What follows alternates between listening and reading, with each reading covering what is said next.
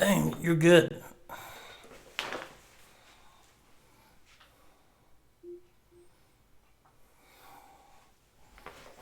So, is it on now? Fantastic. Sweet. All right, so we're gonna go back to what we were talking about the last. We're gonna do a kind of a review and kind of like level set here. So I'm gonna create a new slide, and I want to just talk a little bit to some slides. I'm gonna type out some bullet points, and and what we're gonna do here is we're gonna level set. I'm gonna tell you. Hey, don't worry about so much about IP version 6 yet. I saw a couple of chat. I saw some people chatting about that, and let me. I'm just gonna try to. I'm trying to get rid of all distractions in my face. So give me a little bit of time here. I got a bunch of windows open. This could distract me. So I want to pay attention to what we got crack-a-lacking here. All right. Hey, I appreciate y'all for showing up again. Let me like basically I've been thinking a lot, and so as you probably know, this is totally impromptu. What I'm trying to do is I'm trying to help people. I'm trying to help people be able to get a job once we leave this dip. I've kind of talked about this a little bit. So what I believe is I believe that definitely, I know people are being laid off. So if you're watching this in the future sometime, right, probably like the the second week of quarantine, I told people that I'm going to try to put on this free training to get people into their first cybersecurity job, perhaps after we hit this dip, right? So this is the third class, and there's 3 other recordings that you can watch before this. I did an impromptu AMA, and I'll do an AMA as well too. Yeah, I did close. I'm not in Discord. I have to have. I want to have. I'm using. I am having the chat up, so I can see what's going on, and I'm getting cues if people can't hear me or whatever. So that's why I'm actually leaving the stream chat up, and I'm paying attention to that every once in a while. So I have a screen right here in front of me. Where you're at is I have the live. I'll make sure the live stream's working, and over here I'm doing OBS for broadcasting. So if you didn't know, I have 3 rescues. This one right here is Bambi. Bambi's nuts. Bambi really loves attention. All right, so the mission. All right, so the mission here is to get people, get anyone access to training, right?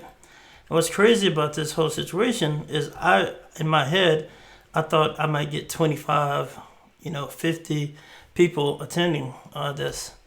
I have taught large classes before, but I didn't expect. We have over 500 in the Discord, I believe, by now. So basically, what we have here is what I'm trying to do is I'm trying the best I can to get this get information to y'all. It's not going to be perfect, and hopefully what I'll do maybe I'll spend this a little time trying to do some more trying to get it better. But I think overall, hopefully I'm going to convey a good message, and y'all can understand this. And so basically, hey, Bambi, get away, get away. Hopefully people. So basically, the Security Plus and Network Plus what we're doing is we're looking at that curriculum, and what I'm trying to do is I'm trying to distill down the stuff that is probably going to be hard to understand. I see a couple people like this is the fourth time I've did Twitch, so this is the third actual training. I see that question popping up.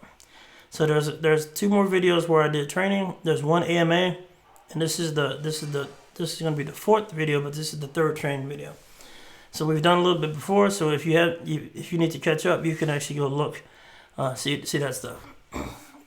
So I do have homework every class. The homework is for you, not me. The homework that I'm doing is because there's all these terms that I cannot be bothered covering, but I do want you to research them on your own because they're just terms. And that's it. Terms to me, I want you to know how stuff actually works. And there's a lot of terms that I can't be bothered with. Now, I'll try to go over the terms. If you don't understand the term, tell me and I'll help you try to understand that term. But other than that, the homework, I'm going to give homework, and it's to get you to go over all the terms. All right, next thing is, that's it pretty much. So the goal is, for some people, this is a refresher. I want anybody that takes this to be able to understand some of these concepts. Some of these concepts that you're going to understand, I'm telling you, I've met senior people that can't walk through some of the stuff that I want to show you. And so what I'm going to do here is keep on going. We're going to cover, we're going to do some more networking here. We're also going to do a little bit more Wireshark today. I'll talk about attackers, and then I want to start getting into intrusion detection a little bit. So that's what we have planned. So this is allergy season in Texas. Allergies are bananas here. So my allergies are killing me. I didn't know that they had allergies till I moved to Austin. I'm from a place like way north of here, and we didn't have as much trees. So Austin has a lot of trees, a lot of pollen. It's crazy. So I think that's it. So basically, I'm looking at the Network Plus and Security Plus stuff, and I'm explaining you the hard topics, the stuff that it's hard for people to kind of understand over time. So that's what I'm doing. So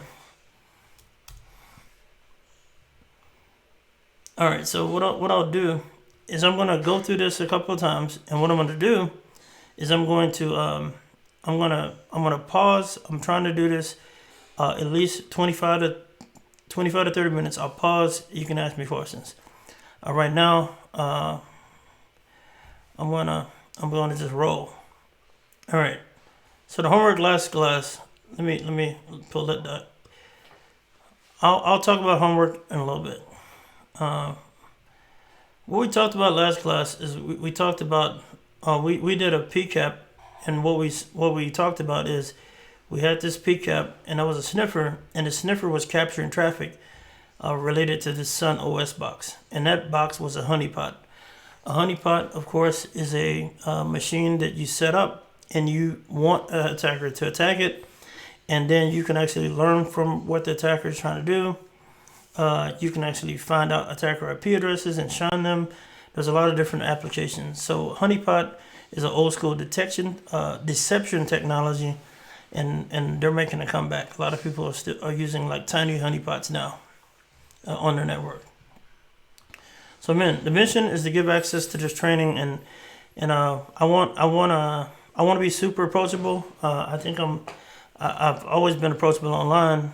So on Twitter, during the week, I don't have the bandwidth to like check a lot of Discord. I'll pop into Discord a little bit, but if you want my attention, just DM me on Twitter, because I do pay attention to Twitter. So DM me anytime. My DMs are open, and I can give you pointers, give you a link or whatever. All right, so basically, I'm going to explain the harder topics And overall, I'm going to give you skills that you need. And we're going to try to have some labs here as well, where you're going to have the skills that you need to be able to ace like a SOC analyst role or security type role. Now, a couple of things. I'm going to say some controversial things, probably because I don't know where people mind it. I do pay attention. I do look into Discord a little bit, and so I think that people, a lot of times, people don't know what security jobs are available, and I think that people do a lot of certifications, and they don't really. They really don't need it. So let me actually do another slide, and this slide is going to be called. I'm just going to call this facts. All right, these are facts that I want people to be aware of, right? Pen testing, so penetration testing.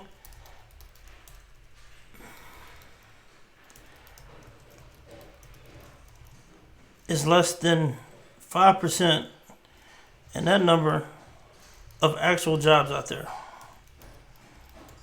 Now, actually, every week, what I've been doing recently is I've been on my Twitter feed. If you follow me on Twitter, I've been posting, hey, what people are currently hiring right now. And I don't think I've seen a lot of pen test roles come across that wire. So, we have this thing we call Blue Team, or network defenders.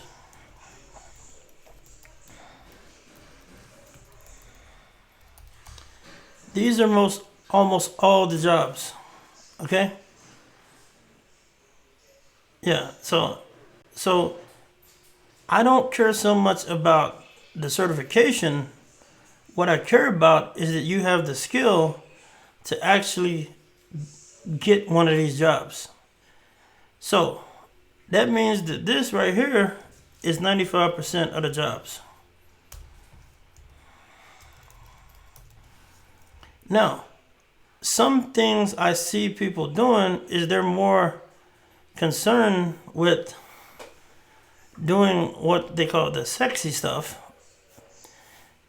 And I know a lot of pen testers that don't understand inner networking. I know famous people that are famous hackers that don't know this stuff, and they should know it. Right? So, what this course is designed for is going to be it's designed for people that want to actually get a job. And definitely, if you're just starting out, forget about being a pen tester. This is kind of like, and some people gonna hate this, but I'm telling you, get that out your head. Don't tell me, if somebody else tell me they're doing their OSCP, I'm gonna die. I'm like, wow, really? And like, if you don't have a job in cybersecurity, the OSCP is actually flooded, by the way, with a lot of people taking it too. So, I mean, it's less than 5% of the jobs, and a lot of people that are very experienced are taking up those OSCP type positions. So, I'm cool with hacking, and I can hack. I know Metasploit pretty well. If you look into Metasploit, I've wrote some Metasploit modules myself. I think I wrote one of the best Metasploit modules. I wrote this one called, it's a JavaScript keylogger. So if you ever use the JavaScript keylogger, I wrote that. So I'm all about hacking. I'm all about pen testing. It's important. But I'm telling you, the best way to get in is actually learn how to defend a network and learn inner networking. So,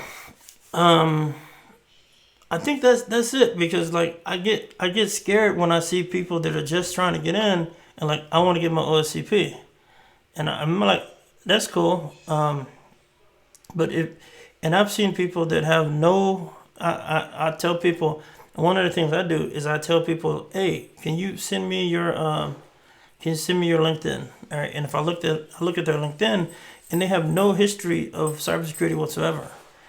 or sometimes they don't even have IT experience.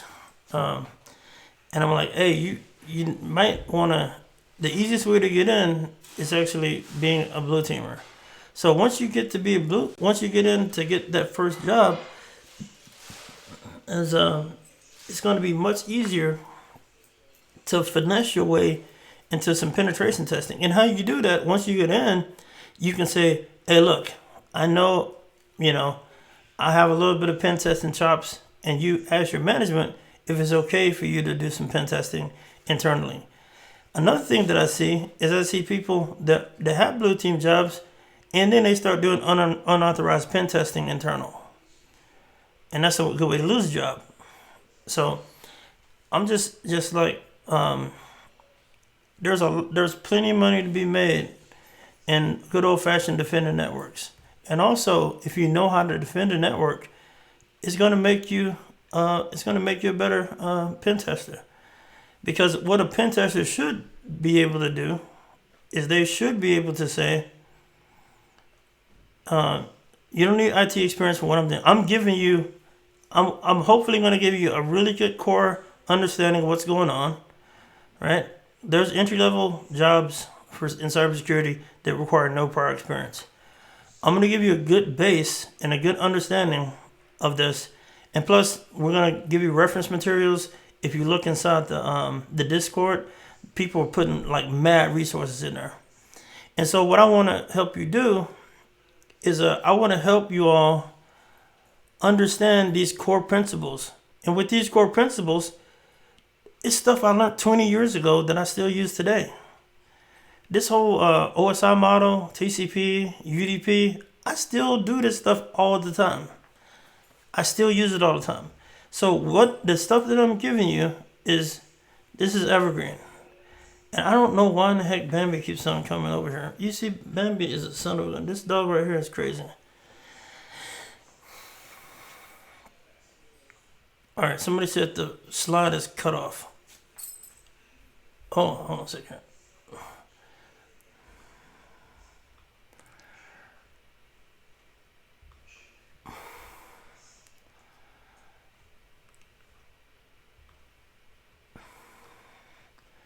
All right, that should work hopefully. So well, dang it, that's not working. I guess I can't change it after I start the broadcast. All right, so I noticed somebody in the broadcast said it's cut off, so I'm gonna have to make this a little bit smaller. Oh man. All right, and that's what I'm trying to convey. All right.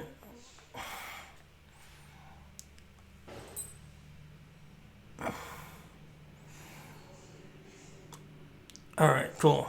All right, so what I'm gonna try to do is I gotta make sure.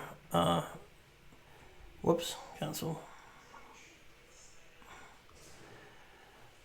All right, so that's the thing. That's the thing I'm talking about. So let's go back to the dang documents too, because what's important here is that I'm actually mixing this all up, right? So I've seen some people talk about, oh well, I just want to learn Security Plus, right? Even if I gave you just Security Plus stuff, it wouldn't give you the necessary stuff that you need to go in and totally crush your resume. I mean, crush your interview, right? So even though I definitely understand that you just want the Security Plus, or you already did the Network Plus before. This is bigger than the certification. What I'm trying to give you is like evergreen information that you're going to be able to rock with and get jobs.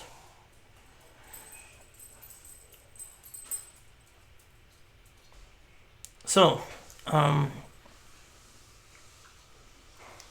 here we talked about networking concepts 1.1 and 1.2. And what's cool about this is we're still talking a lot about this stuff on here. Why this is important? Because if you understand all of this, this is the basis of everything that you would ever need to learn, really, right? Dang it, I'm sorry. People telling me they can't see the arrow. The arrow. These topics are the ones that I'm trying to. I'm beating this down, like really trying to get y'all to understand this. At a really really good level. So in what we were doing last class is we're gonna step in here, and what we did is we were looking at an active intrusion going on. So that this active intrusion, we saw that the attacker was using protocols. In this case, this is port 80. That means that the attacker is using HTTP, which is Hypertext Transfer Protocol, to again, that's up here, right here, 80. The attacker is using that protocol to download something. So the attacker is using this IP address. The attacker has compromised this box, and what they're doing is they did a GET request here to get this sol.tar.zip. So sol stands for Solaris. It's a tar.zip. So what attackers do is they grab this is a they what they do is they put tools, and we call them wares. So wares, what that means is they're putting all their hacker tools in a nice little bundle, and we call this a tar ball, and this tar ball is zipped as well. So GZ stands for gun zip, tar stands for tarball, and sol is the folder that this person zipped up. So what we do on here is we can right click on that bobs.sol.tar, and we can follow the stream. And the reason why we're following the stream is so you can see what's going on here. And this is actually pretty cool right here, because what we can see here is we can start seeing these the files and even the commands that are being used in this attack. So right here we see this, and what we talked about, the application layer, remember we talked about that? So this application is a x.tar application. The encoding is gzip. So the browser itself can understand that encoding. So that's presentation layer stuff, right? We talked about the different layers of the OSI model. Let's look further though. A couple of cool things. Right here, user agent. Every time your browser sends out does a request on the internet, what it does is it actually, dang it, can I zoom? I'm trying to zoom in as best as I can, but for some reason I can zoom in on some stuff and I can't zoom in on other stuff. Here we have this thing called a user agent here. What the user agent is it's the browser telling the server what kind of browser I am. And so here, what we have here is this server. The server also sometimes identifies itself as what the server is. In this case, it says Apache 1.3.26, and it says, Unix, whatever. What's interesting about this is that sometimes if you've ever scanned for a vulnerability before, or if you ever heard of a vulnerability scanner, when we call this a banner grab or header grab, and this right here, it says Apache 1.3.26, and what that means is that's the version of Apache that server is running. Now, what a vulnerability scanner does, and this is why it's important to look at these packets. A vulnerability scanner can recognize, it's running 1.3.2.6. Here's all the vulnerabilities that are known to that server right there.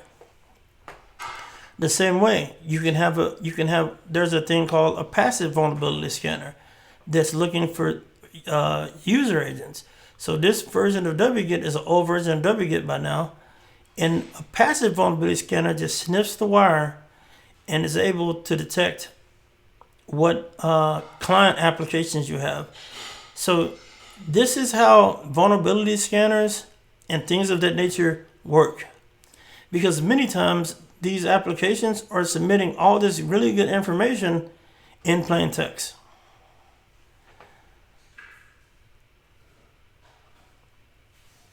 So again, here's the host IP address, and when it sends it back, what's happening here is it says this is encoded with gzip, but check this out. This is actually the contents of that tarball.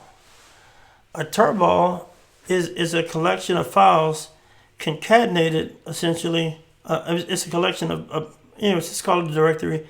It's concatenated, so it has all those files in it. And so when you unzip it, of course, it's going to have a bunch of different files in it. So what's cool about this, check this out. This right here is a script. We saw this script running in the previous packet capture, but this is the attacker downloading that to run it onto the file. So if you're doing intrusion detection on your network, you should definitely be checking for unauthorized file downloads. And sometimes many proxy servers will prohibit certain kind of executables from downloading, or some kind of files. So a proxy server can look at this application and says, no, I'm not going to allow that to come on here. Sometimes it'll say exe, or it'll have different kind of content types, and some content types aren't allowed by the proxy. So all this, remove that. What these things are is this is the actual file. This is the actual script. And so that script, when the attacker runs it, it removes all these logs. Because what the attacker is trying to do, if you were trying to do forensics, sometimes it's harder to find out what happened if the logs aren't there. So that's a common thing that they'll try to do. So next thing we have here is we have another file. Now this file looks like it could be potentially a binary, and I'm saying that because this stuff is not legible at all. But what we can do here is we can show this as raw, and we can kind of look at that. We can look at it as well. Sometimes you can actually, let me see, hex dump. Sometimes you can tell what kind of file it is by what we call file headers as well. And so what I'm trying to explain to you is that all the security tools that y'all use on your network or you've ever heard of, the only thing it's doing is they're programs to do the exact same thing that I'm explaining to you right now. So we're on a half hour. I'm going to pause for a second. And I'm going to get some drink and type in questions. If you have any questions, I'll be back in a couple of minutes. Okay? So basically, the attacker is deleting all the logs. He doesn't care about time. This hacker is just deleting all the logs. Now, some attackers may be sophisticated and not do that. So what the attacker did is every time the attacker runs a command on the box, they're clearing the logs every time. All right, so I'm going to come back in 3 minutes, since I've been talking a little bit more. I gotta go get something to drink real quick. This is super important. It's important because you need to know how an attacker acts. You also need to know how you can detect a hacker. And also, if you don't have any logs, that's probably a problem. Either an attacker deleted them or your log is not turned on. That's never good.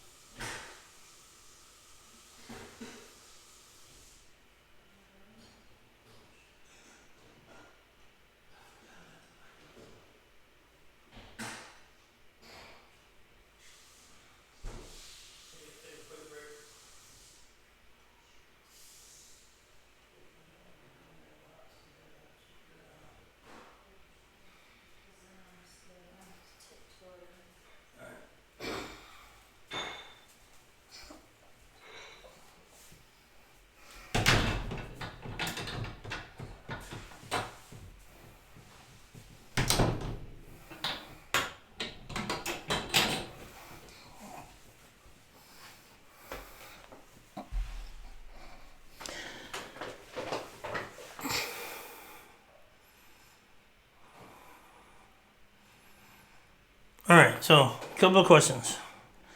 Could you expect to get a SOC job straight after doing this course with no experience?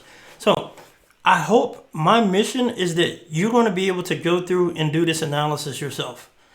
I want every one of y'all to be able to download this, walk through it, and if you understand that, I absolutely believe that somebody should be like, oh, this person is a go-getter, and I would hire somebody that could do that, 100%.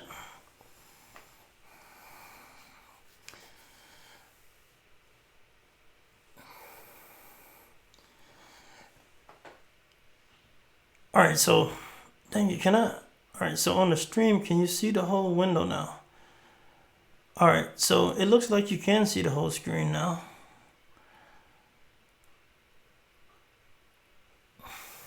Can I make the window wider? Dang. Oh, hey, man, I apologize for some of the views here. I mean, as far as like, I'm giving them all, Captain. I'm trying to make it as good as possible. I'm gonna try to blow this up so you can maybe see it better.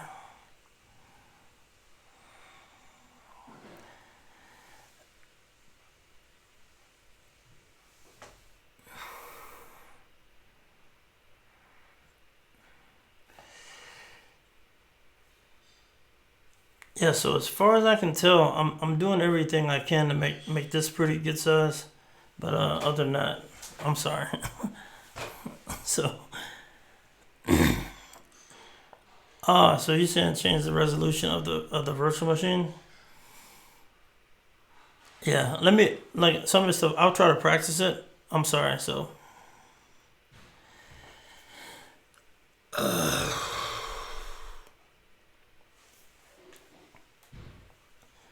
all right, so I'm trying to make that as big as possible. But the big lesson here to understand is that this is, if you can walk through these, and what we're gonna do is we're gonna install a Snort.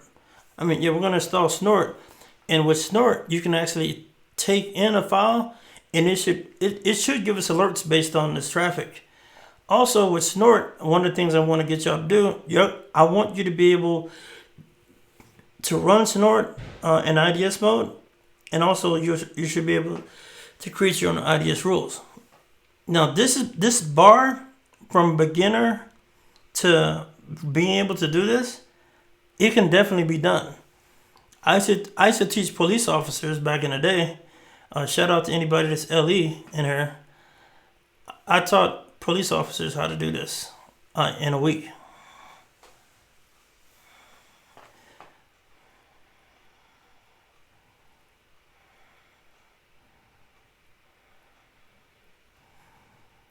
So can y'all see the so can y'all see my screen? I mean, I'm good. Some people saying it's frozen.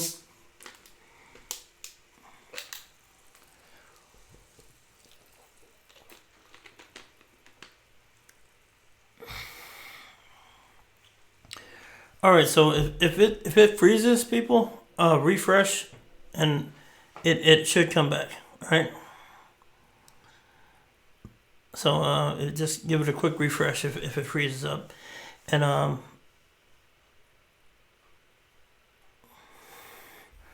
right, cool. So again, big picture here is that all the protocols and all that stuff that I'm telling you about, they matter, and they matter because every tool is built on these same principles. You might have some Herculean box, but that box, the only reason why it has to do that is because it's inspecting so much traffic at a time. So if you're inspecting traffic on, thousands of machines, if not, maybe tens of thousands of computers, that's why they need all that memory and all that stuff, because they're doing what I'm talking about here in real time. They're doing this kind of analysis in real time. I'm trying to see if I can make this bigger.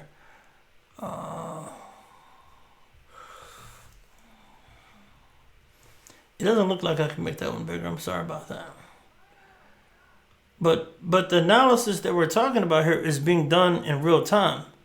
And so if you can understand this, all the tools in the SOC, they're doing exactly what I'm talking about here, except, all right, cool. Some people are getting confused, and thanks for the feedback. Let me drill down on this. What you see here is you see a source IP address here. This is the internal IP address. This says destination right here. This says TCP. In info right here, it says 82. The initial one, we said the SYN request is a three-way handshake. SYN, SYNAC, ACK. That's a three-way handshake. And once that three-way handshake happens, I can do a request. So I do a GET request here. Now, if you look down here, that GET request is to this destination. Let me expand that. So that's a TCP request. Well, I'm highlighting the wrong thing. I'm going to highlight this one because this says a GET request from Bob. Now, here, what you see is the source port. Now, this could be confusing because this is a high numbered port. This port says 32.789. Anytime your computer, so anything over, it's like 1024 is a high number port. Now, some of those protocols are used, but typically the source port is going to be some high random number. So that's my machine is communicating out to the destination port. Remember I said the server is always going to be, so this is a totally random thing that you should not try to memorize. It's going to be different every time. Here, once we have a stream though, these are going to be there's going to be constant.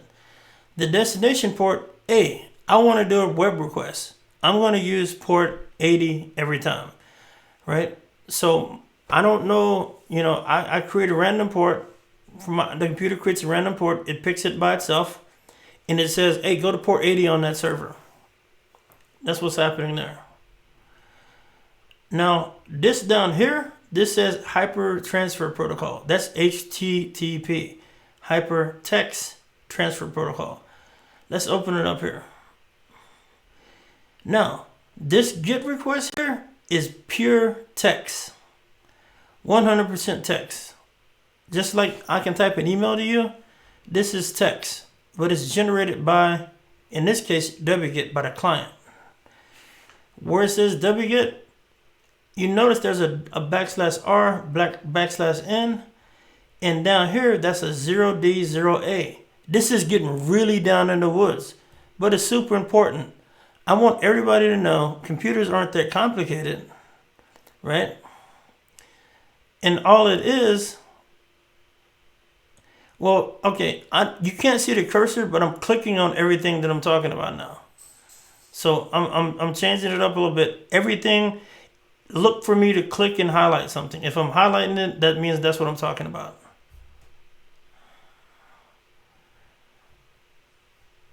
What the heck happened there? Is everything still good?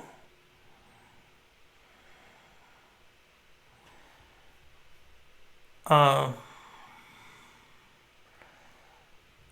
right, so somebody said, how do we know it's text? It's one of those things you're gonna just have to believe me. It's text. And I'm clicking on these individual lines now. So I'm down here, get Bob's. This says /R/N. That's computer speak for backslash. That's a carriage return and a line feed. This is a return, and that's a new line in computer speak, right? So user agent, this is the browser saying, hey, this is my user agent, wget whatever. Like I said, there's this thing called passive vulnerability scanners. Every time it's going to send that over, but this is just a little text blob, right? Now the server gets this, and there has to be this thing right here. This right here is a /N, /R/N, and then another /R/N. What's hilarious about this, there was an attack called Slolaris. And people, some of the hackers in here probably know about this. So basically, when you send a server this /r/n, the server can hold up a connection listening, because when we do a three-way handshake, we're opening up a connection to the server. And some servers are limited on how many connections that they can have. So if you send a little bit of traffic, but you don't send it a /r/n, this right here is ODOA. At the bottom is ODOA and ODOA. The server will wait, and it will hold that TCP connection open for a given amount of time. So that attack, the Slolaris attack, it actually exhausted all the possible connections on the server and did a DDoS attack. Like a server is limited connections, just like many things. No, it's not a SYN flood. It was a SYN flood is if you send a bunch of SYN packets, and that's a network attack. What we're talking about here is we're talking about an application layer attack, where you're attacking you're attacking the you're actually attacking the actual web server itself. So web servers had to adjust to this, and so the Slolaris attack, it's an application attack, so it would be a layer 7 attack. So yeah, so basically that's actually a valid attack. But this is why I like looking at packet captures, so then you can kind of understand why the attack happens, right? And that's exactly, in that case, that's I believe that's what happened with that attack. Pretty confident in that. So this right here, let's go back up there to when we go up to here, we look for IP protocol. This is the source, because the attacker is on this box, and we said before that this box is on a private IP address of 192.168. The destination is this machine over here, so that's actually the bad guy server. So if we were doing incident response on this, we would say, what's the source IP of the address, right? And then you would say that source IP address of the victim machine is 192.168.100.28, and the destination address is this right here. And the purpose of this this communication here, and I'm sorry, it's highlighted now. I'm looking at this IP thing. Of course, it's version 4. This is the source and destination. So have this in mind. So if you were, you know what I'm saying, if you were in a SOC, this same exact thing is going to happen. You're going to have a machine that's compromised, and maybe you get an alert from an IDS. Maybe you have to go into a firewall and determine the source and destination. Maybe the IDS picks up and says, hey, somebody's downloading this file. This file is a tar.gz, and we don't allow that. Even if it doesn't allow it, sometimes it's going to create an alert and that could go to a SIM. A SIM is a log management system. And then you're going to be able to take action. So what's super important here, and let me go back to this crude diagram that I did.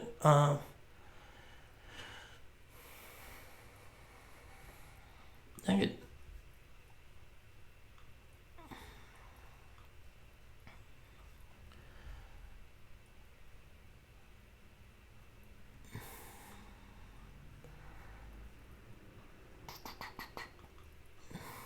That's not it, is it? Wrong program. So I'm trying to go back to the other app that I had open with the little diagram that I drew. This is it.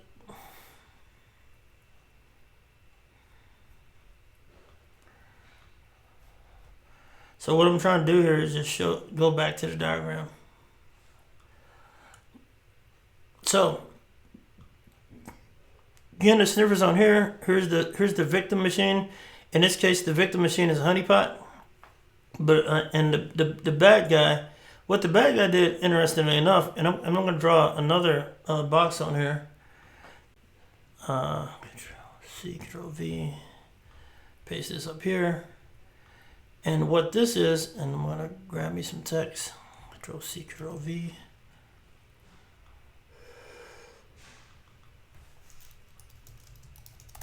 So Bob's, and his name is Bob's. So even like when you're doing incident response, sometimes you're going to draw out what's happening on that as well. We know that Bob's had a web server, and Bob's actually had another server too. Bob had a FTP server that he was communicating with. He had his own FTP server.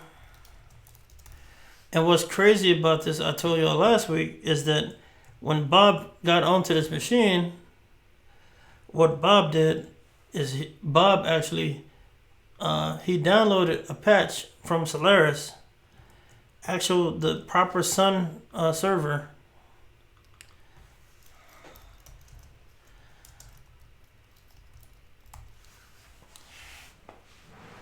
And this was FTP. Now, what's important here?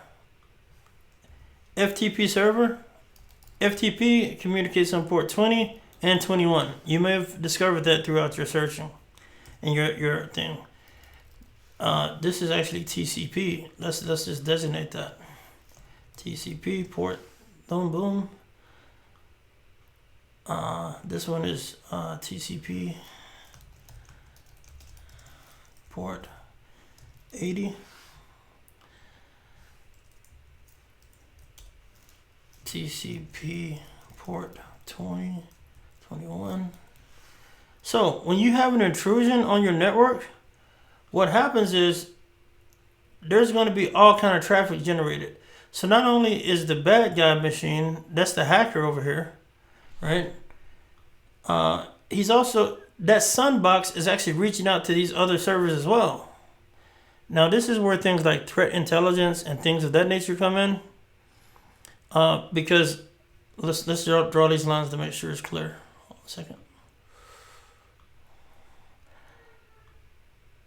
Hey, I want to give a shout out to my wife. It's my wife's birthday today, and she's let me do this. My wife's cool.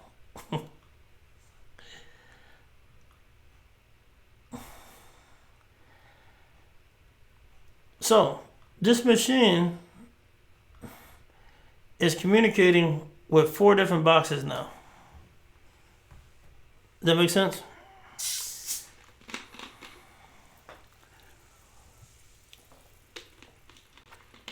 Now, if you're doing the intrusion, I'll tell my wife, I'll y'all wish her happy birthday. So what's going on here is that compromised machine, this honeypot, is communicating with all these other servers. Now, the reason why this is simply, hey, if it freezes, refresh. Because what happens is when you have a massive intrusion on your network, what happens is we have this thing, we call it scoping an intrusion, right? When you scope an intrusion, when you scope, like how bad is this, right? So somebody asked you a question, are the outside servers, they're referencing theirs? Or, so most of the time it's other compromised machines, or they're abusing other resources. Like people put stuff on Pastebin. People have scripts on GitHub. People use Amazon, or should I say, like definitely Google platform free tiers. Yeah, people use all kind of different infrastructures to do their attacks. But these attackers, they're in their bag. And what's funny as mug to me is that they use legitimate tools. Like going out to Sunsite for a patch wouldn't be a bad thing normally. However, What happens is when it comes to scoping an intrusion, and this is super important if you're thinking about defending the network. This bad guy, what he may do is this bad guy, they may pivot to another machine. Pivot means I compromise this machine. Now I want to attack another machine on my network.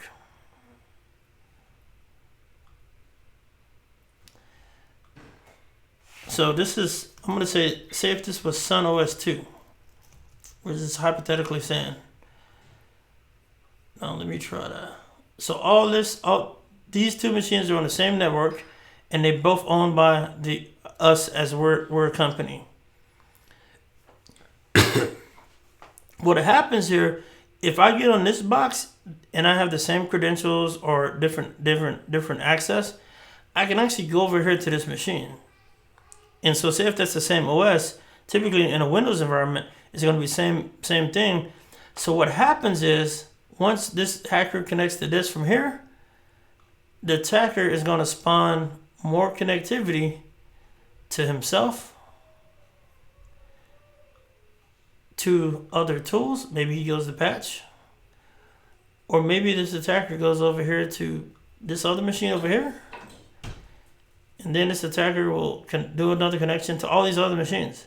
So when we talk about scoping an intrusion, this is super important to understand, because when you scope an intrusion, you're talking about how bad is it. So what you would do is you would say, okay, what other boxes on my network are also connected to Bob's FTP server and Bob's web server, and also visited the Sun Solaris website. And so that's basically, and also connected to the bad guy.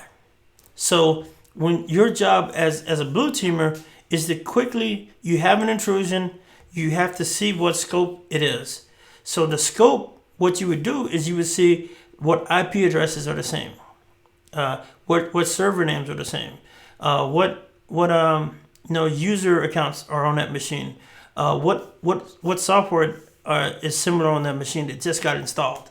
Are both the logs clean for some reason? All that. So what's all exhibiting that same behavior?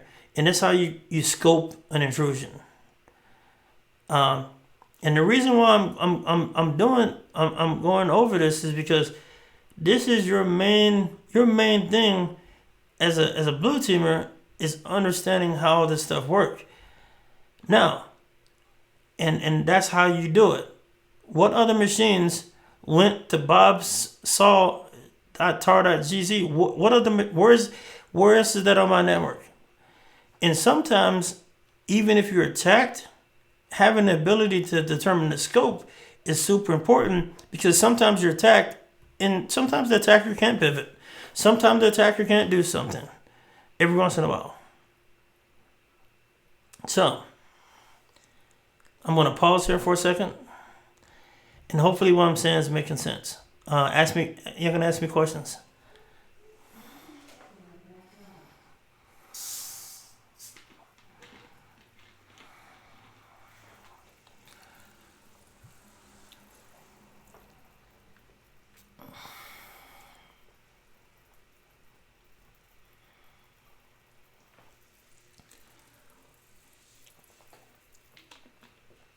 Any questions real quick?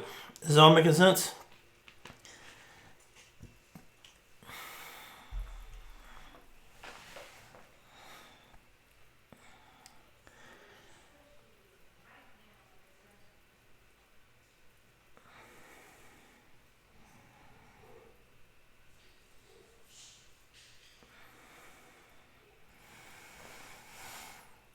Yeah, so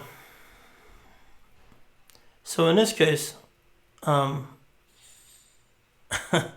so basically, all right, so where I got these logs from was from the HoneyNet project. The HoneyNet project sets up honeypots all over the internet, and they allow, and that allows us to do research, that allows us to teach, and all those different things. So this first box that was compromised, we know that box was compromised. What I did is I drew this diagram. This doesn't really exist, but what we're talking about from a blue team perspective The first thing you need to do as a blue teamer is determine the scope of an intrusion. You need to quickly be able to say, is this box compromised? This box is compromised and is exhibiting this behavior. So the behavior that we saw in Wireshark were several different behaviors already. We know this is an IP address. So any machine that this is communicating to, this is an internal IP address, and I'm clicking on 192.168.100.228. We need to scrutinize any place that that's been to, and we can look at another box and see, okay, does another box go to this IP address? And so it's determining that scope. It's almost like, right now the coronavirus thing is going on. Is anybody else exhibiting the same symptoms? That's how they triage. So being a blue teamer, you are triaging incidents, right? So how you triage that incident is, even like in healthcare right now, they're going off these different symptoms. So assuming that this machine is breached, and we know this machine is breached, what other things on the network are doing the same exact behavior as this? And what we call this is this is behavioral analysis. What's exhibiting that same behavior? Hopefully that makes sense.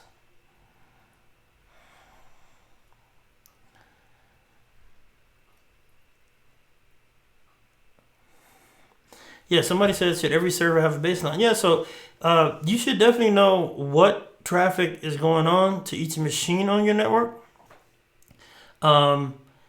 Being like, okay, this is normal traffic. We're doing DNS queries, we're doing all that stuff, and hopefully, and this is why you buy software. Is that hopefully that software can determine, sometimes help you filter what's normal and what's not normal. So that's what you want to do. All right, so I'm gonna take a 5-minute break. I need to rest my voice real quick, so I'm gonna go. I'm gonna step away from the keyboard for 5 minutes, and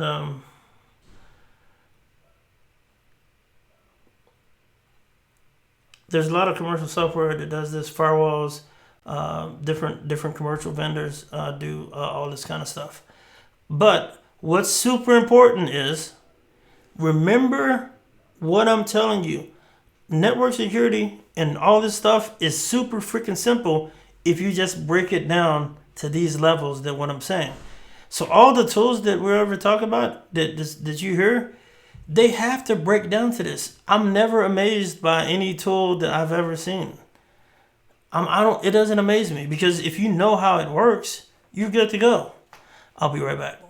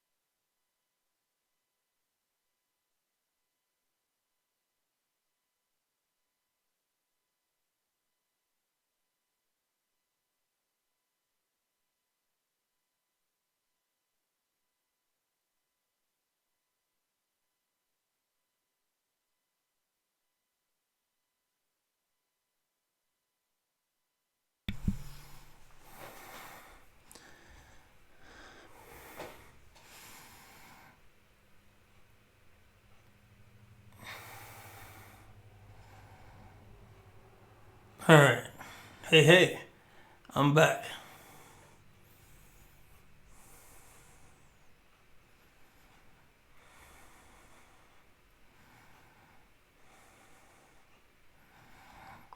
Somebody, I see some, I see X favor tax. What is that? Favor time? Yeah. So there's some commentary going on in the chat talking about skilled hackers and all this other stuff. Um, yeah, I mean, some people delete their stuff, some people don't.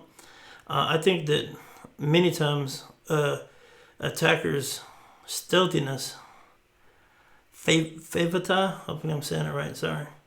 Um, all right, sweet. So basically, what I see is sometimes hackers are really good and at covering their tracks, but I mean, we're all human, and so all of them are going to make mistakes, and so that's the truth. So I can actually, what I'm going to do is show you. You can go on the Wayback Machine and find and find that that log. I'll provide it in the chat. So yeah, so some attackers are really good, some attackers aren't so good, but even the best attacker is human at the most, and they'll mess up. So and they'll trip. But you have to be looking. You know what I'm saying, like, and you have to be able to look at this stuff. And sometimes people aren't able to see it. So that's what it is.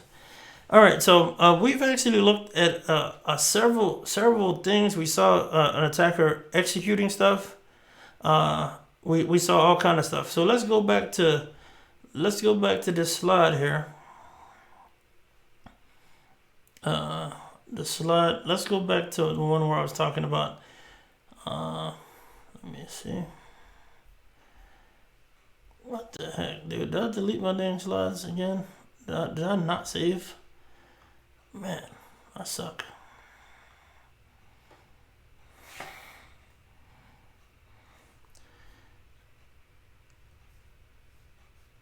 I mean, I'm terrible. I think I might have got rid of my slides again. I think I might. It didn't save it. Oh, hold on a second. No. Here it is. So view. I think I have them. Hold on a second. Snap guides, slide layout. All right, where is that it? God dang it. All right, here we go. Marcus learn how to use computers. So, and let's go over a couple of different things here that we've witnessed, right? So, some of the reconnaissances. I don't know if you remember this, but in one of the videos that I showed you, we saw resets. We saw somebody trying to get to different ports. Telnet was one of them, I remember, and there was a reset. So I think we could probably say, is there a destination port? TCP dot port equals 23. I'm typing in TCP dot port equals 23 here. Now I remembered what we did here is somebody from this IP address scanned, they did a send request, and they did it for the telnet port. That's what that is right there. Now, the server, telnet wasn't open, and it sent a reset ACK. That's what that is.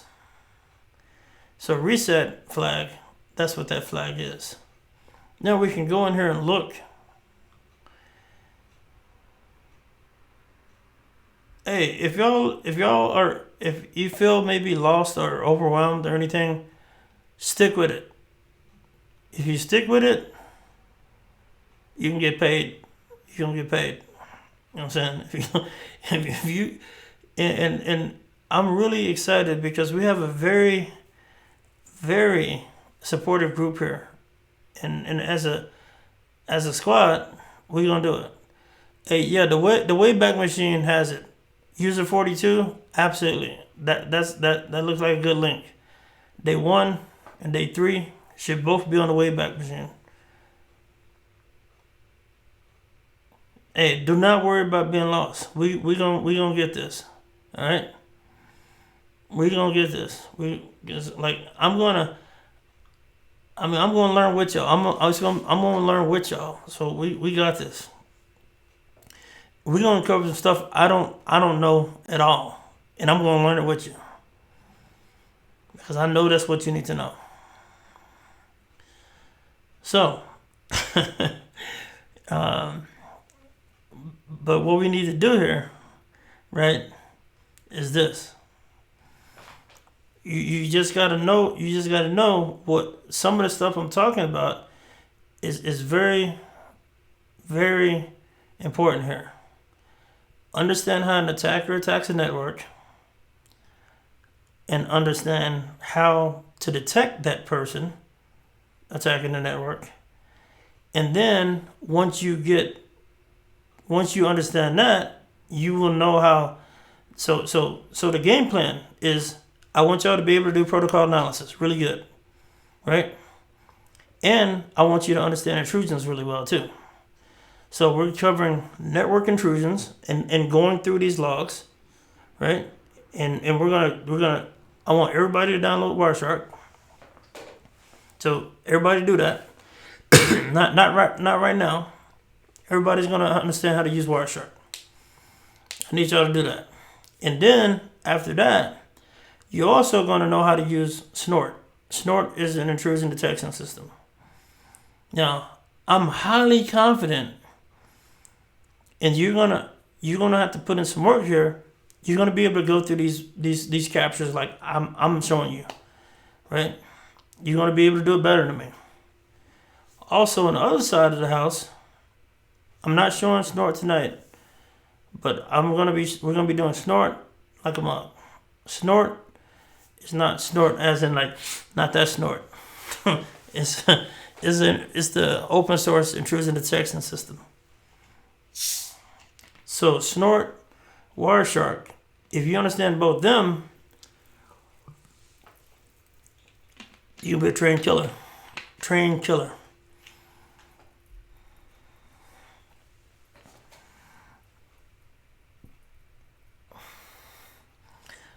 Can somebody, one of the mods, drop the Discord in there too?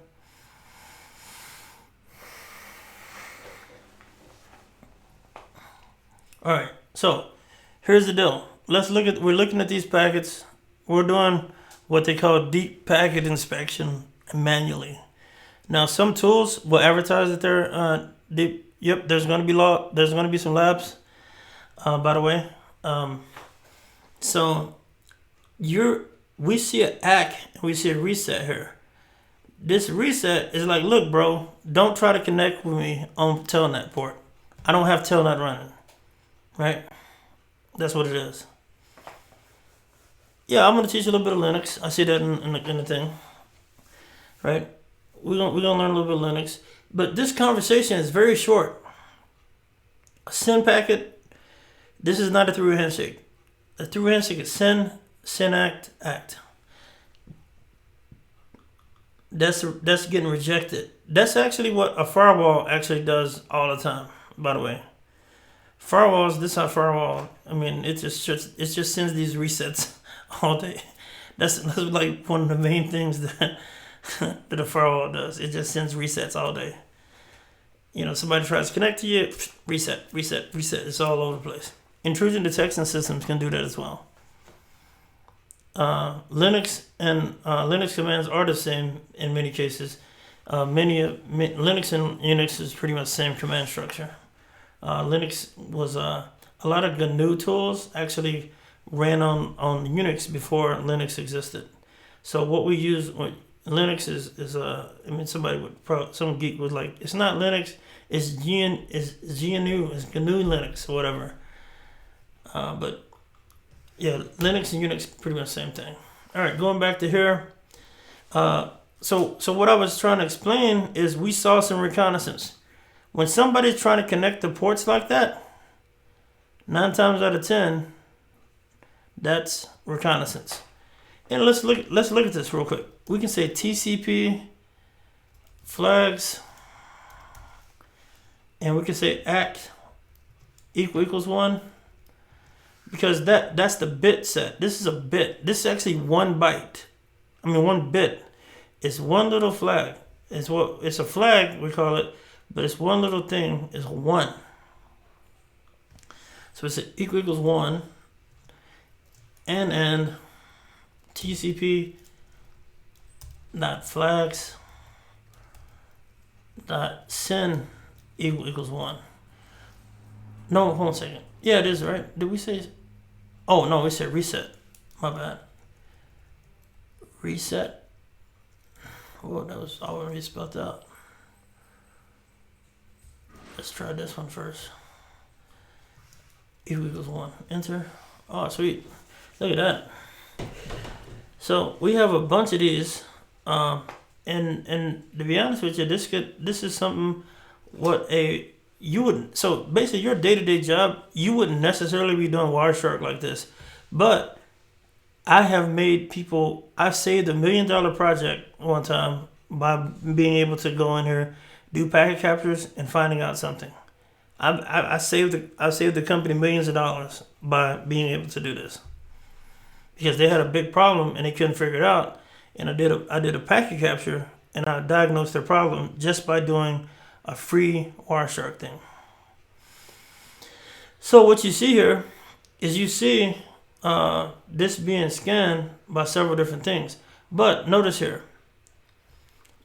we are looking for a reset and an ACK that's set. So reset and ACK, right?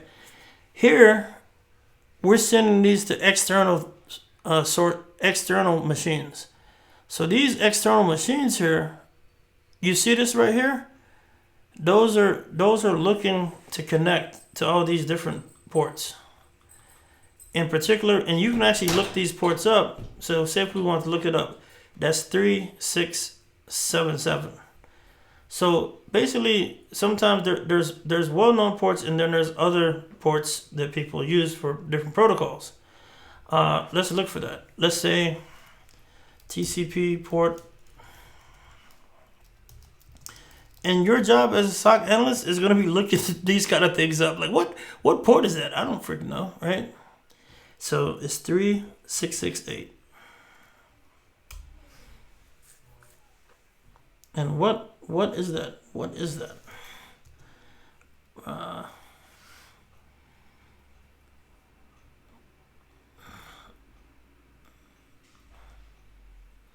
Server's name and protocol. 366. Wait, heck, what is it? We're looking for 36. Y'all probably find it for me.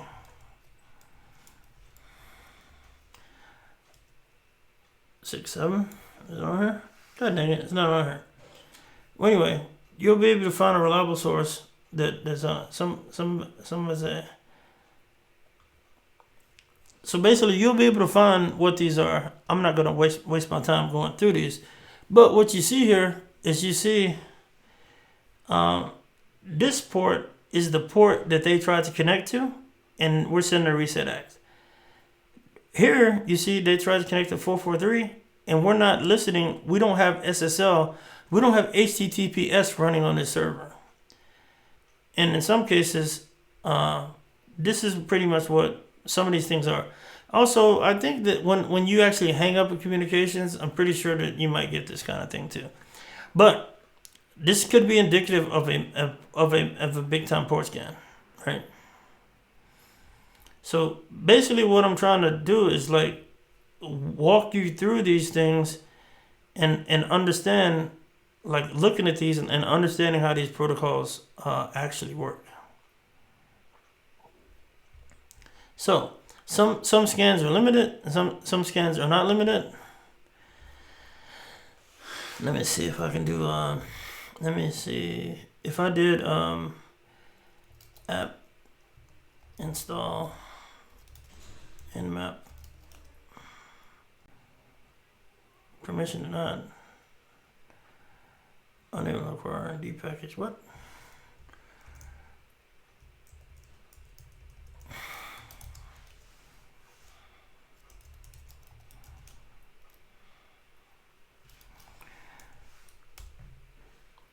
So I'm installing Nmap real quick, hopefully. And Nmap stands for Network Mapper. We got some people on the ball here. I just looked over here at people telling me to sudo. So there was a little lesson in permissions. The first time I tried to install it, I did this, and then it told me I pretty much didn't have permission to do it. So I did a sudo. So basically, that actually escalated me to root user and like an administrative privilege, and then that's it. Somebody, I'm getting trolled in a little bit. I love y'all. All right, so you shouldn't. You should only Nmap. You should only. Let me try to make this bigger. Hold on a second. I'm gonna make the view bigger. Whoa. View. Zoom in. You zoom in. You zoom in. All right. So Nmap. If you type that in, Nmap stands for Network Mapper. I believe that's what it stands for. But so let's go to nmap.org. This is another tool that you need to be familiar with. So you're going to find out all the time. You're going to be able to use a lot of free tools. And this looked this site looks so retro. It's amazing still. This site's been the same for years. So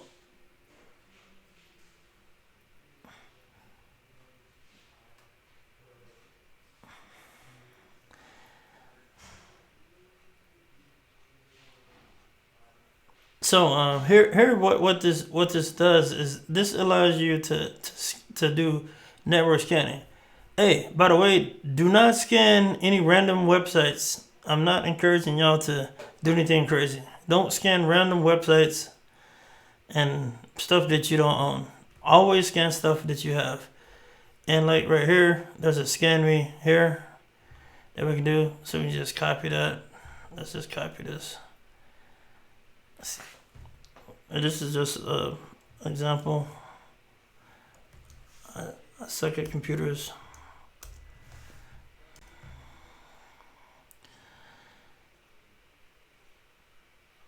So by doing that, again, don't scan stuff that you don't own typically. But what this does is it tells you what services are open and all that stuff. So you in Nmap. So this is why I remember one of our colleagues in his chat.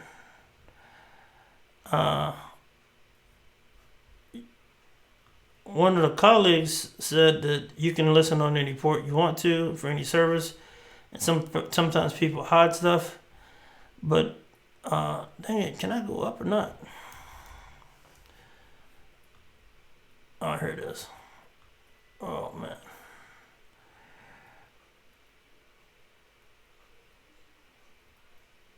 So basically, this is actually showing. We're scanning this thing. We notice that port 80 is open. There's other ports that it says filtered. So this is why you shouldn't try to do like cheesy security by obscurity, meaning that don't try to just change stuff.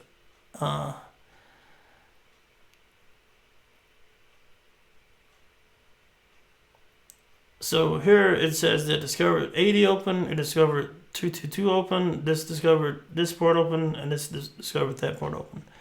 Now, that activity would have been extremely noisy. And to show you it would have been extremely noisy, what I'm going to do is I'm going to open up Wireshark, and I'm going to do that again, but I'm going to capture it this time. I'm going to open up Wireshark. I'm going to say sudo Wireshark because I have to have permissions to do a capture.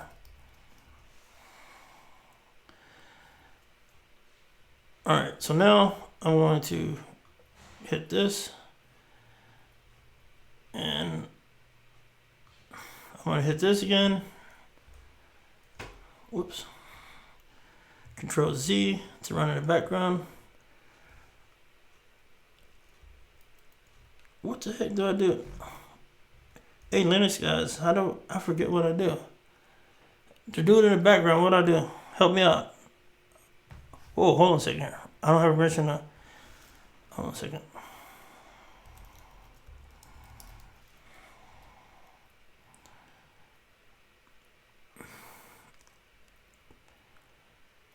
Do I say this ampersand now, or I forget? I know about the command and, but it's too late now. After the command, I did Control Z.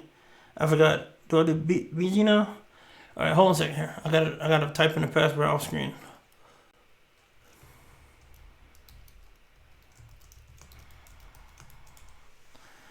All right, sweet. Is it BG right here? What the heck? Oh, that's right. God dang it, y'all are amazing. Thank you very much. So I did Control Z to get out of that. Now it's running in the background, and now it's capturing stuff because I have to enter a password too. So there was a lot of complicated stuff. We'll go over that stuff someday. But what's important is this. What I'm going to do here, I'm going to do that same scan. And you see it, man, everything's lit up. You see all these send packets? Because what Wireshark does, not Wireshark, but this is Nmap. We're doing an Nmap scans like crazy. It's scanning like crazy. Still scanning.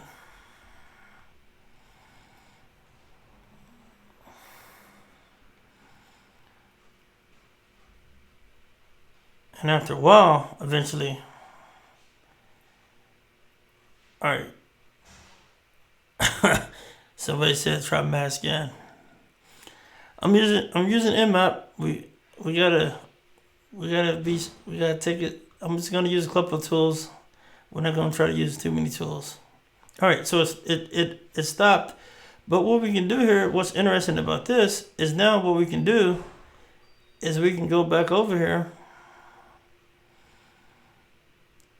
And we can actually start looking for ports. So this port, I don't know what that port is off the top of my head. And this one right here is just probably a troll right here. It says elite. That's elite speak for saying elite.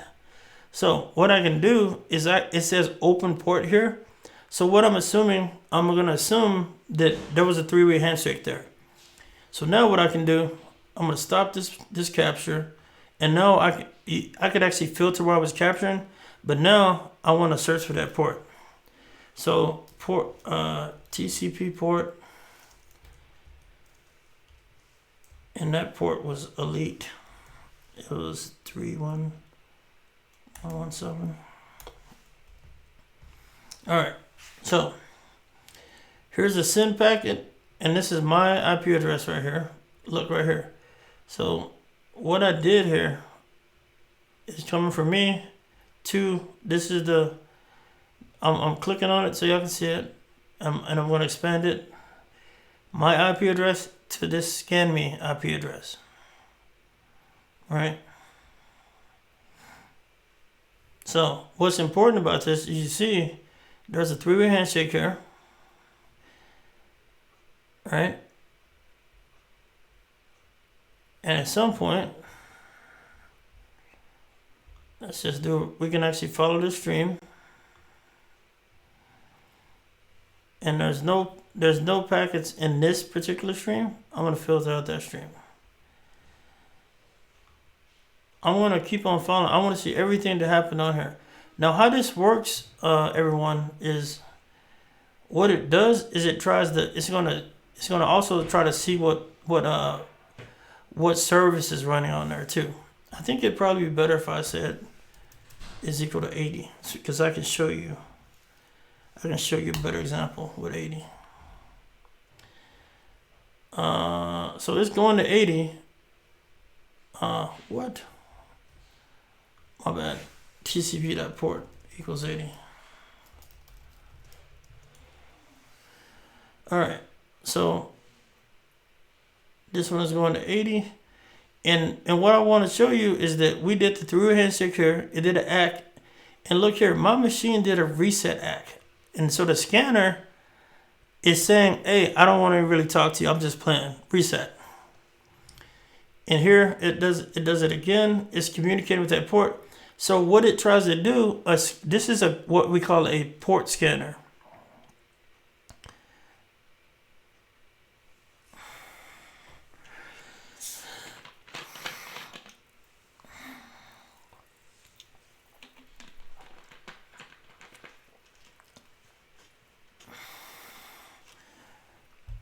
So let's look. So this port scanner is trying to scan for open ports. Nmap is we can call it stands for network map. So it can map the whole network. It can map each individual machine on the network.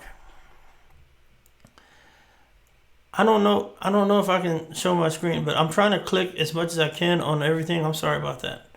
So right now I'm up here. So look for the change here. What's interesting about here is because here I do a send act and then I do a get request. I want to show you this get request here because this is one TCP stream here because it immediately follows this. I'm going to right click on this and follow this TCP stream. Wow, this is pretty cool. So it does a get, and then this shows you the page.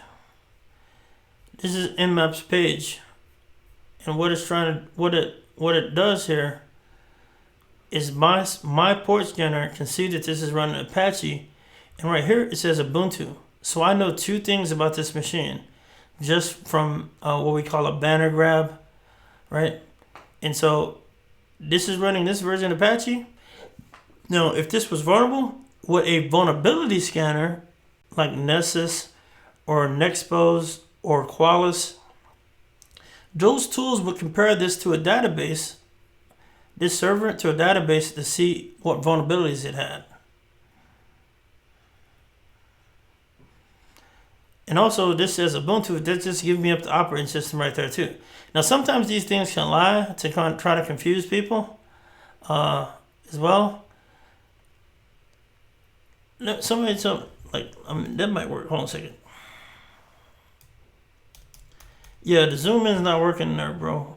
And it could just be me. But it's not zooming in. I'm sorry. So and I suck at computers, so so basically what this is like, this is actually basically what Nmap can do is Nmap can try to do operating system detection, service detection, and you can actually use Nmap to detect vulnerabilities as well. A reset is a request to reset. A reset act is I'm acknowledging your reset. Right? That's what that is. All right. So we covered a lot of stuff. And I'm intentionally, what I'm doing here is I'm trying to show you where we're trying to go. And this stuff, like I'm telling you, this stuff is plain text, by the way. Many of these protocols transmit stuff in plain text. Even when you do secure protocols can't start off secure, right? And so, and that's how you can actually scan and tell certain things. Because certain things are going to be in plain text. And what that means is you're going to be able to go in here and you're going to be able to write intrusion detection rules. We're going to write snort rules. I want everybody here to be able to write snort rules, and I want everybody to be able to go in the Wireshark and do an intrusion investigation. And I want you to be able to present on it too. So I'm working on a mastermind in a way so everybody will have to present. It's a lot of us in here, but I want everybody in here to present an intrusion, and I want y'all to be able to write snort rules from scratch. Here's the deal. If you can do that, and you can be able to just demonstrate it on your resume or whatnot, you're gold. Not a lot of people can do this. You know what I'm saying? Like, I wanna give you the skill set that, like, because people talk about OSCP. I mean, I'm not hating on OSCP, There needs to be like a blue team version of that. You feel me? So that's what I'm trying to teach here. I'm trying to teach y'all to be hands on, be able to look at this stuff, be able to, you know, be able to do all the stuff from a practical hands on perspective. So I want everybody to download Wireshark and figure out a way, be scrappy, get it to work. We'll, go over to Discord and be able to get in there.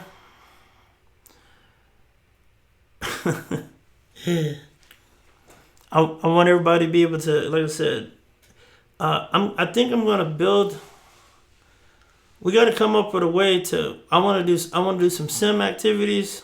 I don't know how we're gonna do that. I want to do sim activities where we're able to like really look at like a fake incident. So I got to figure that out. We gotta get a lab on that. Yep, somebody in the resources. There's good resources in the Discord. There's definitely some resources in Discord. I'm kind of answering questions. Hey, let's go over this real quick though. Let's cover this. I know this stuff is like. Hopefully y'all getting some value out of this. I really think that if y'all stick with me, y'all gonna be beasts. And y'all gonna the security plus and network plus are gonna be super easy. By the way, if you understand all the stuff behind it. All right, so let me try to. So basically, we said there's resets. We see how a scan looks. In that scan I just did, man, there were tons of those resets. By the way, let me do this display right here. So TCP, what do we say here? Act and reset. Let's look at this joker. There's gonna be tons of these in this capture. Look at all those. See that port scan? That's a lot more than we had before. There's tons of them. So when you have a snort, when you have your IDS or whatever your IDS is, when that IDS says, "Hey, god dang man, I'm somebody's port scanning me," well, this is how it knows. Because it's getting mad reset acts, and it can count the number of reset acts, and it says from this destination here, from this destination, I'm getting tons of resets. Straight up. That looked like a scan all day. And that's what an intrusion detection system will see.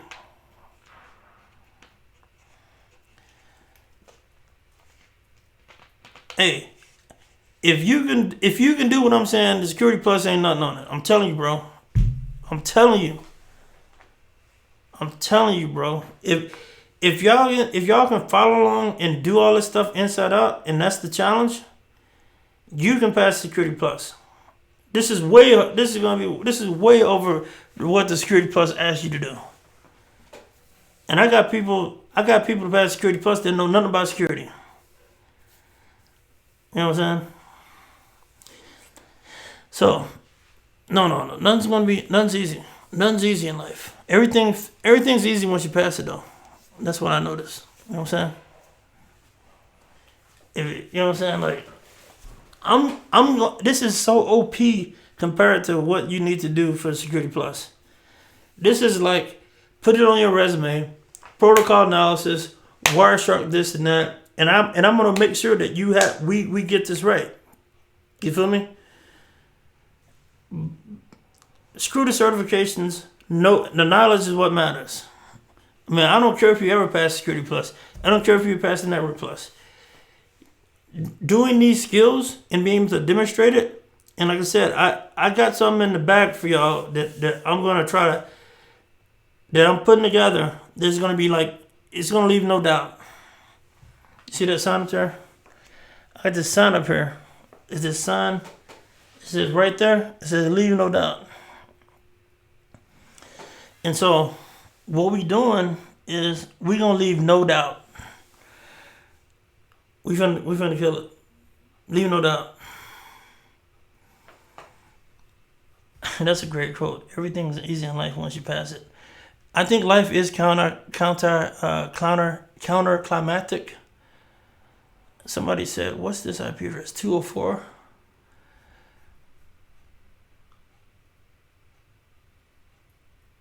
Let's look. I don't know. 204.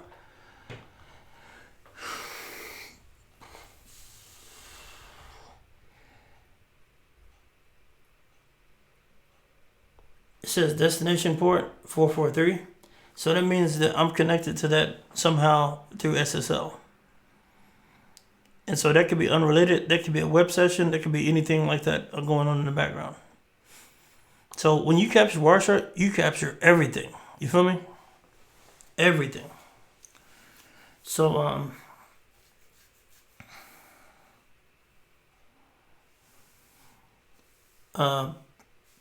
put in 831. What's that? I'm working on it. I'm working on OSCP for Blue Team. I'm working on it. I'll show y'all when I get it. I'm working on it actively. I'm working on something like that. So stay tuned. That's all I can say right now. When you Google to find out what 3677?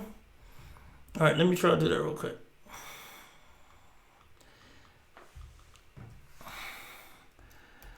Sometimes what port is TCP 36? Sometimes I be extra on Google and do crazy extra searches like that, and it'll hopefully figure out what I'm talking about. What is this? Is this legit? Let's see what happens. Roverlog ICP. Bro, I never heard this before. But I don't know. I don't even know. So what's cool about it says Roverlog IPC. Maybe that's accurate, but what happens is, like you saw when I did this scan, like when I did this, like how many different ports it scanned. So what happens if you do a scan? It's gonna like be like mad stuff. Yes, information exchange. And sometimes you'll find out that some ports actually use another port, that some ports actually, because over time, all the software developers in the world, they try to claim an open space for themselves. And somebody says, Wiki says information exchange.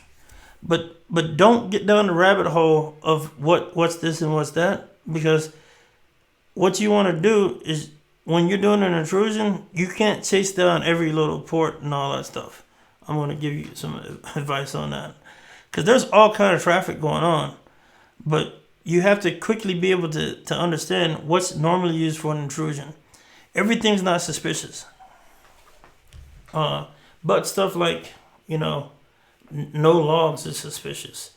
Why is somebody downloading a zip tar ball? There's rules for that, right? There's rules for there's rules for stuff like executable downloads, PowerShell being executed. There's a ton of rules. And what you have to be able to do is you have to be able to, like, all right, cool, this is bad and this is good. And so hopefully over the next 8 weeks, 6 weeks and plus, like I said, once you're in my network, you're always in my network. We're going to study, we're going to learn together. We need to understand what's bad all the time and be able to report it. So like, anytime you see this behavior that's terrible, I need to let somebody know. That's what you at least have to be, right? So, wow, I've been talking a lot. Hopefully, y'all got something out of this. But here's the deal, everybody, download dang Wireshark, and we're gonna do some more objectives here. So last time what we did, I think we did 1.4, right? So next one, 1.5, 1.6, terms. So when I mean terms, is everybody that's been here already, we're going by these one by one, and you need to remember the terms, That's what you need to do. You need to start doing that, right? So you should have a one or two sentence description of each one of these, almost like a little elevator pitch. So 1.5, download to come to your requirements, and be able to give me a one or two sentence thing. I will check eventually, but this is primary for you. You don't have to email it to me. You don't have to share it with me. I know I said that at the beginning, but then we had like 500 people show up to the party, and the party that's a big situation there. You feel me?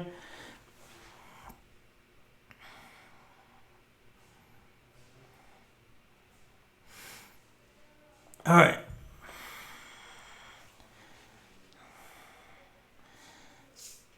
So I don't care what operating system you use. You give me a freaking crappy iPad, I'm gonna get busy on it. Ubuntu is awesome. The filter, can I write the filter? So what the filter that I use, I'm gonna write that out.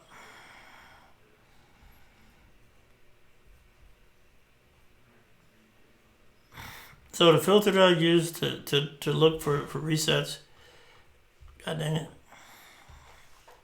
I'm just gonna type it here. I think it's tcp.flags.ack equals 1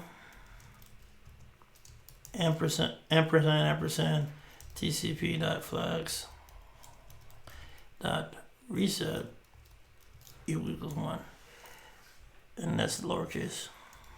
That's it. So that's what I did to find all the port scan stuff.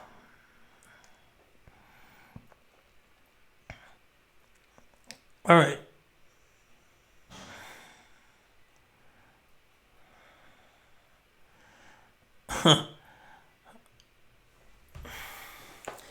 All right, people. Ubuntu is dope. I recommend Ubuntu. I used it before. I've never used Linux Mint. Is it Mint Linux? I never used it before. I never ran Arch Linux before. Hey, we got like a lot of teacher assistants. Man, these people on the dang. If you look in the dang that Discord is lit with people trying to learn. 100%. All right, cool. I need to look at Linux Mint. Okay, cool. Ubuntu, but better. Wait. All right, cool. So maybe check out Linux Mint. How do you get sample logs? Let me see if I can look at this. Oh, so somebody posted up above in this same chat. They posted those logs for the day 1 and day 2. It was on the Wayback Machine. Can somebody post that? Whoever posted that, post it right here. That's a great log to go through, and great log to practice on. And probably you're gonna be seeing it again. So my game plan is I need a way for y'all to be able to show that you know what you're talking about. That's money. Check it out right there. There it is. Web.archive. Boom, boom, boom. Get that? That's day 1. That first link right there, it has both of them in there. So if you're looking at this in the future,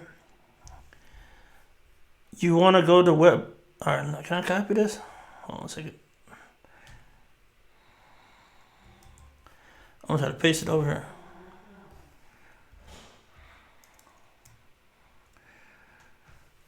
Wow. Paste it. Can Marcus paste this joker? Boom. There it is. If you had to type that in. But here's the deal to remember. You're looking for scan of the month, scan 28, and you can get that on the Wayback Machine. So if you just type this in on, that is it. That's what you need to get.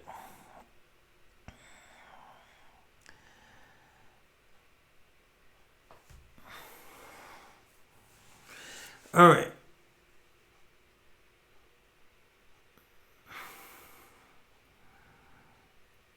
Yeah, try to walk through that scan. That scan is freaking amazing. Try to walk through those scans. And then what I want to do to test y'all out, what I'm going to do is I want to do and if y'all want to help out with this, we can do a lab where we hack through something, and then we can actually ask similar questions. What was the victim machine address? What was the attacker's address? All that. I want to do that. I want to put together some labs. So if you guys can hack, and y'all want to put together some labs where we can get people to look through this stuff, that's cool. Another thing that I would like to do, I want to do that, and also I want to focus on Windows and Linux logs that would indicate compromise. So we're gonna look through, and I want y'all to know by heart at the end of this, you need to know what Windows things are bad, and you need to know what Linux things are bad. Because as a SOC analyst, and even me, I want to know that if I have this Windows alert, this is what it means. If I have that Windows alert, that's what it means. So I want to probably come up with a list of all the alerts that are most critical, and there's something out there for this. And I have friends that are beasts. I got friends that know these things inside out.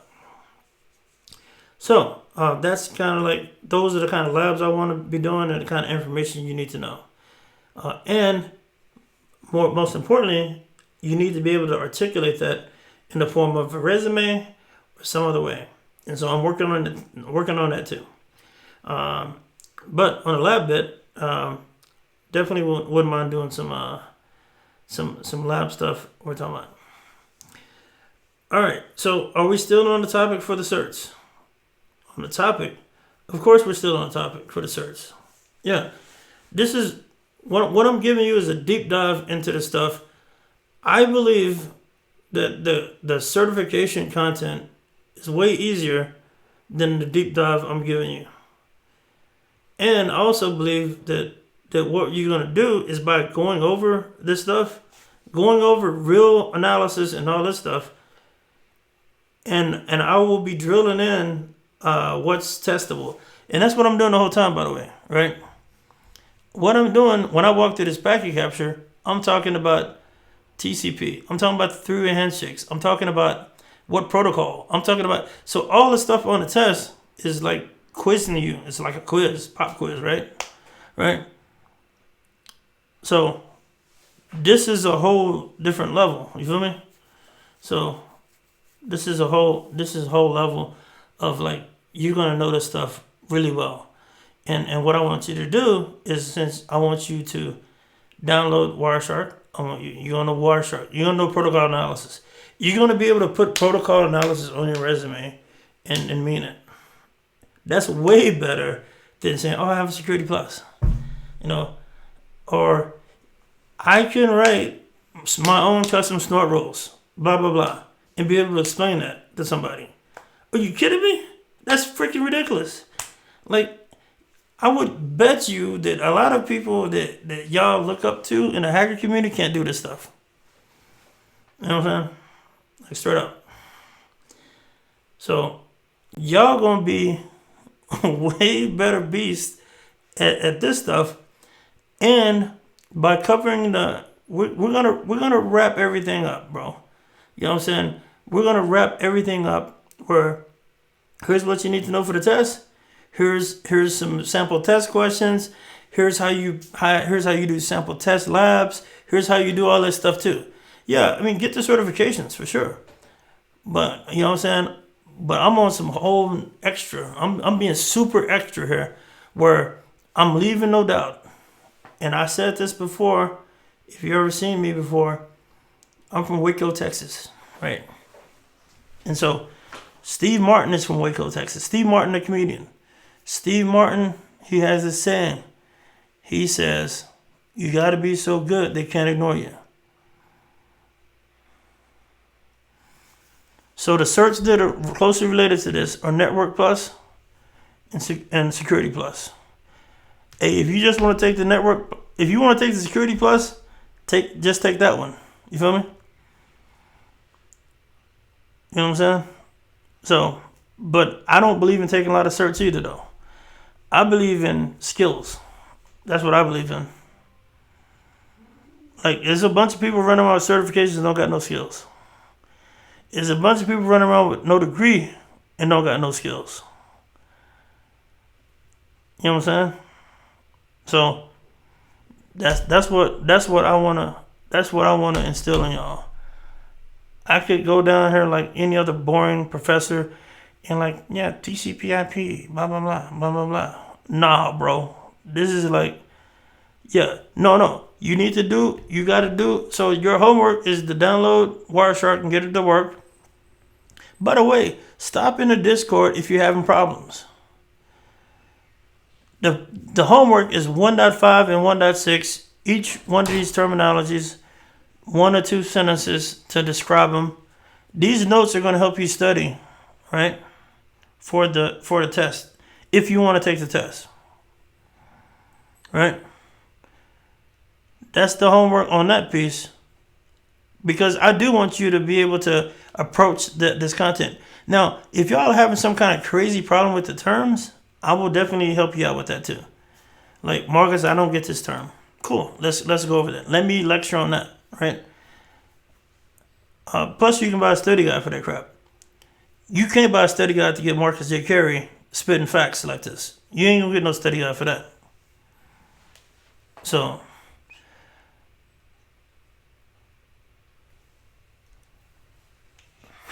yeah.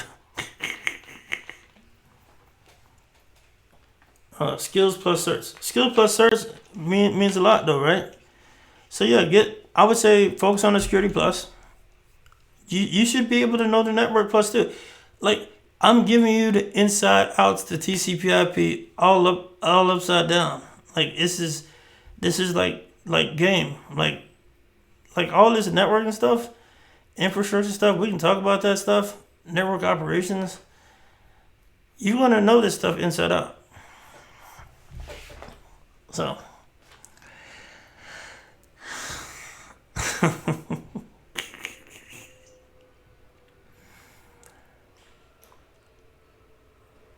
no, so there's a lot of ways to show that you have knowledge. Your resume definitely means a lot. The resume and being able to articulate that you mastered skills on your resume. Also, I'm going to encourage y'all to blog. I'm going to encourage y'all to make a presentation on some topic that's coming. I want y'all to be able to show this stuff, right? Somebody says cloud is next up. If you understand the stuff we talking about, you don't need the cloud stuff. Cloud stuff is somebody else's computer, is what somebody told me. And I totally believe that. If these things that I'm saying apply to cloud.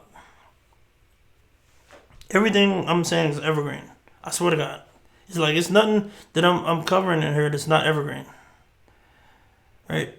You know what I'm saying? You can take this knowledge that I'm talking about, and because in the cloud, if you're attacked, you can do incident response in the cloud. You can run freaking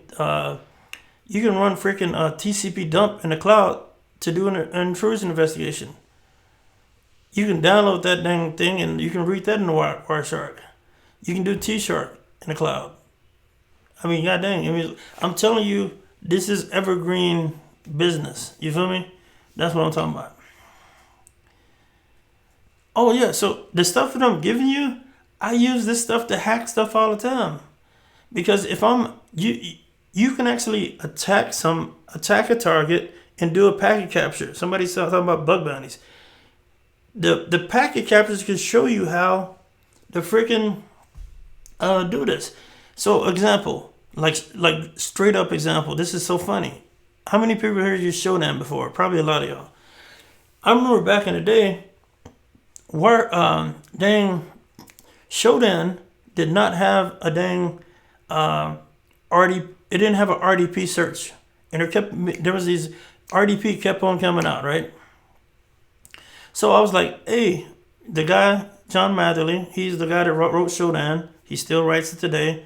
One of my dudes. So I'm like, he's like, hey, I would, I asked him, hey, why is there RDP, thing, and he didn't have a way to scan it. So I was like, all right, cool. So I wrote some Python. I did a packet capture. I recorded RDP captures on the network. Saw the RDP stuff, and I took the binary out, put it into put it into a little Python script, and I did the freaking handshake for freaking RDP, and I gave it to him, and like a couple weeks later, he had an RDP scanner. I used Wireshark for that. So, and y'all probably used that, and y'all didn't even freaking know I had anything to do with it. So, that's what I do. So that's how you do it, man. That's how you hack stuff. You know what I'm saying? Like everything I'm telling you is 100% evergreen, and you can use it somewhere else. And if y'all don't believe me, ask people, cause I get busy. All right, hey, I love y'all. Thank y'all for coming onto this thing. And I'm not on my only mission is to make y'all beasts. Right? That's all I want to do. So let's do it. Let's get this. So next session is going to be next session is Thursday. I look forward to seeing y'all here. Y'all got me hyped up. I'm trying to. So I'm gonna jump over to the joint. So I'm gonna hop over to the this Discord. Hey, one of my mods. Hey, I appreciate all the moderators, people that are helping me out. I'm all over the place, and they're still supporting me. I'm nuts, and they still taking care of your boy. Hey, can somebody post a Discord up for people who don't have it? I appreciate y'all. Thanks, bro. I'm about to jump over to Discord right now to answer some questions. Yeah, it's my wife's birthday too, so I need to take her. All right, y'all take care. Bye.